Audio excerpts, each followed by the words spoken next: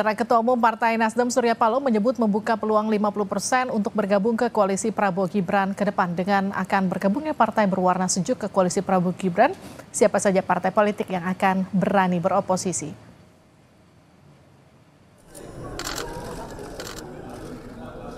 Ketua Tim Kerja Strategis Prabowo Gibran Bahlil Lahadalia menyebut akan ada partai politik yang bergabung ke dalam koalisi Indonesia Maju. Menurut Bahlil, partai yang akan bergabung memiliki ciri khas berwarna sejuk. Bahlil juga menyebut perbedaan pilihan politik antara Prabowo dan Surya Paloh hanya sebatas pertarungan di dalam Pilpres. Ya semua dekat kok. Insya Allah semuanya akan baik-baik saja. Ada yang gabung berarti beneran ya? Feeling saya ada. Feeling saya. Warnanya? Warnanya sejuk ya. Biru, hijau atau coklat? Sejuk. Sinyal Partai Nasdem yang akan bergabung ke koalisi Prabowo Gibran muncul setelah Prabowo berkunjung ke Nasdem Tower pada Jumat siang. Namun Ketua Umum Partai Nasdem Surya Paloh berdalih peluang partainya bergabung ke koalisi Prabowo Gibran masih 50%. Itu penghargaan Pak Prabowo aja. Gimana Pak? Pak Paloh kemarin menyatakan bergabung dengan pemerintah bukan prioritas. Artinya nanti setelah Oktober kalau diajak sama Pak Prabowo akan bergabung dengan... Kita lihat perkembangan ke depan. Berarti ada kemungkinan bergabung sama 2 kursi. Itu 50-50 possibility-nya, Mas. Pak tidak mau khawatir mengembosi upaya di MK, Pak. Kita lihat. Ketua DPP PKB Daniel Johan mengaku partainya belum ada komunikasi dengan koalisi Prabowo Gibran terkait tawaran berkoalisi. Daniel menyebut partainya saat ini masih fokus terkait hasil rekapitulasi KPU. Kami memang belum membahas apakah akan masuk ke dalam koalisi atau tetap di luar, karena kami akan menunggu final dulu dari kerja-kerja tugas-tugas dari tim hukum Amin. Mudah-mudahan tim hukum Amin berjalan lancar dan bisa mewujudkan keadilan masyarakat yang saat ini sedang kita perjuangkan.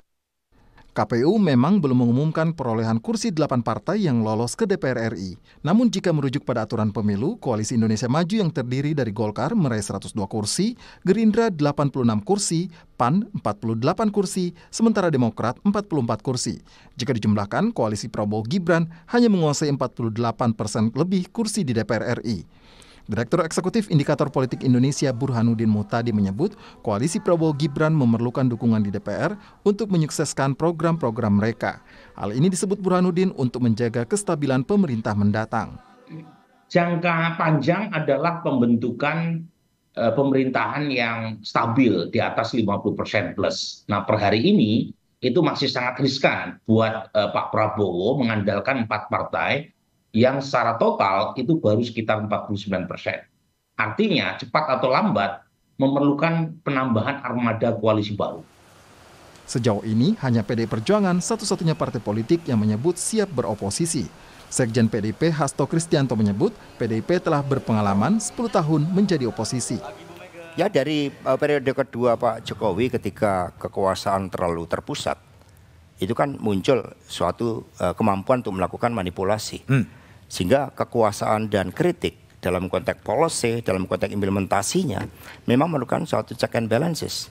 Ketika PDI Perjuangan berada di luar pemerintahan tahun 2004-2009, kami banyak diapresiasi karena kontribusi terhadap peningkatan kualitas demokrasi itu sendiri.